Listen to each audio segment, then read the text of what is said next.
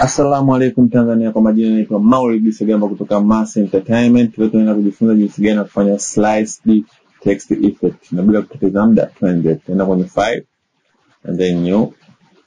Tutarename kazi yetu, tutaandika sliced. Ta create new tab, itatia kama hivyo, Ctrl+0, keep the screen. Kuja hapa ta click, tena kwenye solid color, tutaandika color code yetu B73002 and then okay. Tutakuja kwenye text, tutaandika Mau Sega,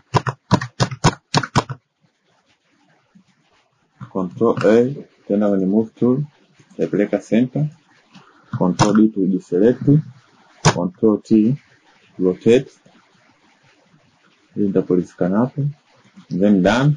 Tutakuja katika lasso polygon tool, nita click, then nitaunga, ta make selection automatic.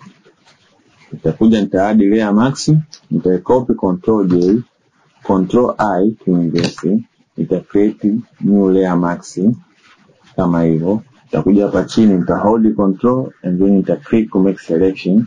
Nitaenda kwenye brush, nitaanza ku brush sehemu yangu nayohitaji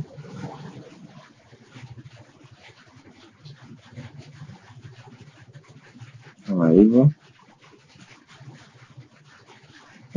and then Ctrl+D to deselect.